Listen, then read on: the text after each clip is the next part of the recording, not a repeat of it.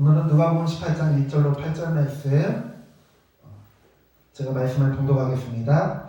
예수께서 그들에게 항상 기도하고 낙심하지 말아야 할 것을 비유로 말씀하여 이르시되 어떤 도시에 하나님을 두려워하지 않고 사람을 무시하는 한 재판장이 있는데 그 도시에 한 과부가 있어 자주 그에게 가서 내 원수에 대한 나의 원한을 풀어주소서 하되 그가 얼마 동안 듣지 아니하다가 후에 속으로 생각하되 내가 하나님을 두려워하지 않고 사람을 무시하나 이 과부가 나를 번거롭게 하니 내가 그 원한을 풀어주리라. 그렇지 않으면 늘 와서 나를 괴롭게 하리라 하였느니라.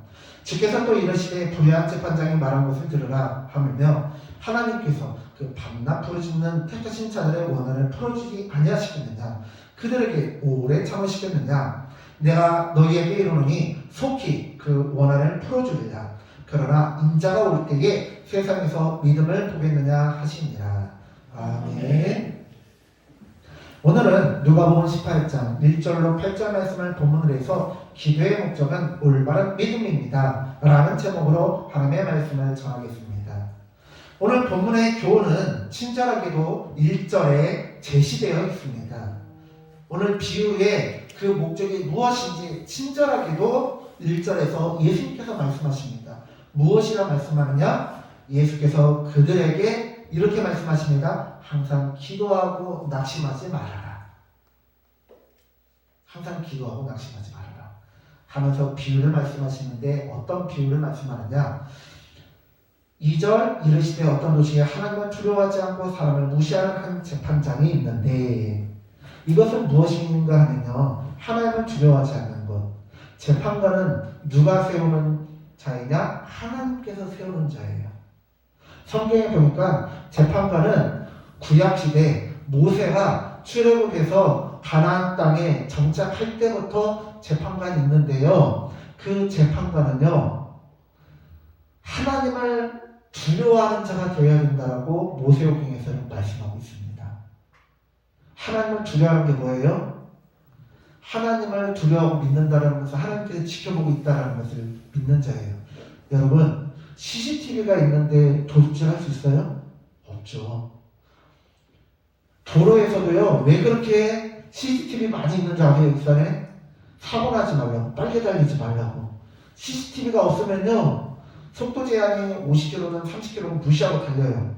그런데, 그런 몇 킬로로 달려라는 안내문이 없어도, 속도 제한 카메라가 있으면 그거 보고 운전자들이 얼른 줄여요. 왜 벌금 안 내려고요? 세상에서 제일 아까운 게 벌금 내는 거잖아요. 세상에서 제일 아까운 게 벌금 내는 거예요. 벌금 안 내려고 과속 단속 카메라 앞에서는 속도를 줄여요.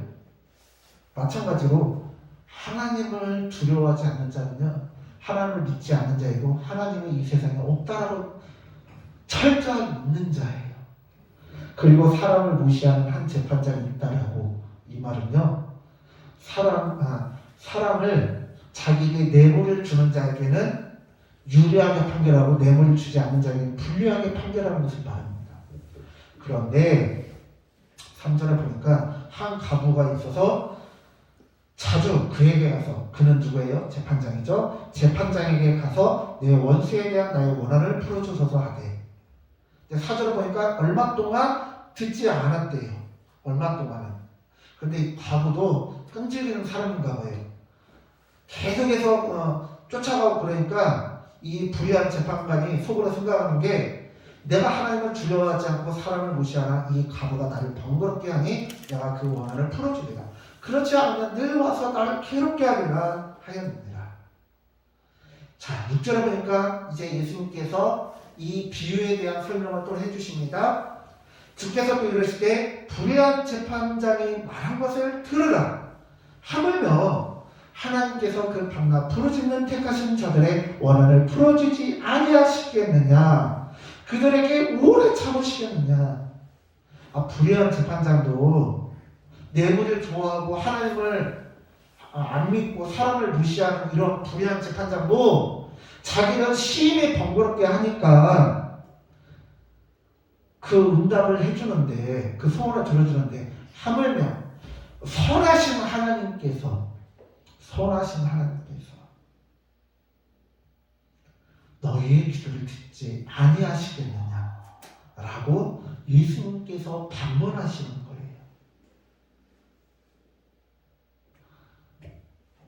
그리고 말씀하시기를 8절의 말씀을 보니까요.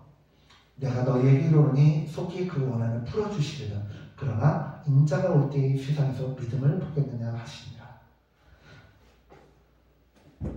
이 과부의 원한, 이 과부의 이 간절한 소원을 불의한 재판장으로 들어줬는데 하나님께서 들어주시지 않겠느냐라는 거예요. 그런데 문제는 하나님께서는 너희의 기도를 들어주실 터인데 말세에 믿음을 보겠느냐라고 주님께서 우리에게 물어보십니다. 우리는 지금을 살아가는 우리가 지금 살고 있는 이 시대가 말세라고 생각해요. 그러면 50년 전에는 어땠을까요? 50년 전에 사람들은 말세라고 생각하지 않았을까요? 그때 당시 사람들도 말세라고 생각했어요. 그럼 100년 전에는 어떨까요? 제가 오늘 불동방송 가서 방송 녹음을 하고 추천한 책이 뭐냐면 예수님이라면 어떻게 하셨을까라는 책이거든요. 근데 그 책이 쓰여진 때가 1897년이에요. 무려 125년이 지난 시간이죠. 125년이 지났는데 그 책에서도요 그래요. 예수님 당시하고 지금하고 같냐. 예수님께서 말씀하시는 것은 이상적인 세계고 우리가 지금 이거 살고 있는 이 현실 세계에서는 그게 이루어지지 않아요. 정신 차려요. 그렇게 말하는 사람들도 있더라는 거예요. 125년 전에. 그러면 앞으로 125년이 지난 후대 사람들이 우리가 하는 말을 들을 때 저때 왜 그렇게 말했을까? 그렇게 생각하지 않겠어요? 우리가 그렇게 말한다면? 우리가 예수님 시대하고 지금 다르죠. 2000년이나 지났는데 예수님 당시하고 지금하고 상황이 똑같아요? 그렇게 말한다 했을 때 125년 후에 믿음의 후배들이 우리의 그런 말과 행동과 그런 기록들을 봤을 때 뭐라고 생각하겠어요? 예수님께서 말씀하십니다. 우리가 밤낮으로 부르짖고 우리가 하나님 택하신 자들이 하나님 앞에 기도할 때 기도응답 받을까 못 받을까 그걸로 낙심하지 말래요. 그게 중요한 게 아니라 진짜 믿음이 중요하다는 거예요. 제가 오늘 설교 제목을 이렇게 말씀드렸죠. 기도의 목적은 올바른 믿음입니다. 기도의 목적이요. 나 2시간, 3시간 기도해. 그런데 자랑하려고 하는 게 아니고요. 기도의 목적이요. 나의 영성을 자랑하고 나는 이런 은사도 있고 이런 능력도 있어. 그렇게 자랑하려고 하는 게 아니에요. 기도를 하는 목적이 뭐예요? 하나님을 더 많이 알고 하나님을 닮아가기 위함이에요. 기도를 많이 하는데 비인격적인 사람들이 있어요. 기도를 많이 하는데 교회에서만 신앙이 좋은 것 같은데 여기저기 싸움하고 다니고 갑질하고 그런 사람이 있어요. 그럼 그 사람이 영성이 깊은 사람입니까? 작년에 제가 설교에서도 말씀드렸죠. 경기도 양산에서 어떤 여자 목사님이 있는데 그 여자 목사님이 식당에서 갑질했잖아요. 그래서 전국 뉴스 나오고 그랬잖아요. 근데 그 목사님이 얼마나 기도 많이 하는 순복음교회 목사님인지 몰라요. 그럼 그 목사님 영성이 깊은 거예요? 안 깊은 거예요? 안 깊은 거죠. 영성이 깊다라고 하면서 식당에서 갑질하고 경비원한테 갑질하고 같이 일하는 사람들한테 갑질하고 그거는 영성이 깊은 게 아니에요.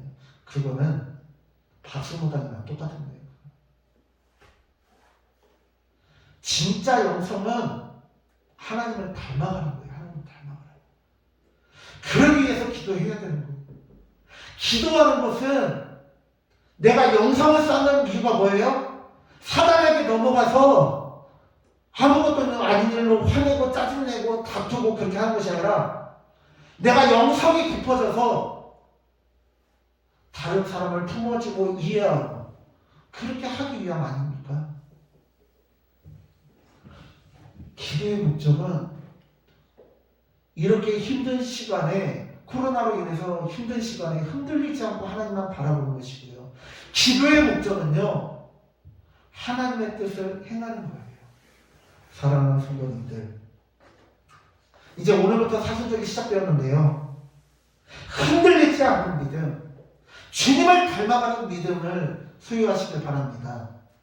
이번 사순절 기간 더 뜨겁게 기도하시고 더 하나님께 부르짖어 기도하셔서 이번 사순절 기간 주님의 마음을 품고 주님의 사랑을 소유하시는 저 우리 모든 성도님들 되어주시기를 간절히 축원합니다. 아멘. 기도하겠습니다.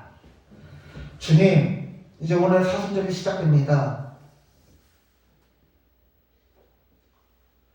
우리가 주님의 제자라면 주님을 닮아가게 하여 주시옵소서. 우리가 기도할 때 하나님께서 응답하실까 안 하실까로 염려하고 걱정하는 것이 아니라 우리가 기도할 때 하나님께서 우리의 기도를 들으시고 응답하실 터인데 하나님께서 내 기도에 응답하시느냐 안 하시느냐가 중요한 게 아니라 하나님을 닮아가고 주님의 형상을 가지는 것이 중요합니다. 주님, 이번 사순절 기간 동안에는 하나님을 더 많이 닮아가게 하여 주시옵소서. 감사드리며 예수님의 이름으로 기도드립니다. 아멘.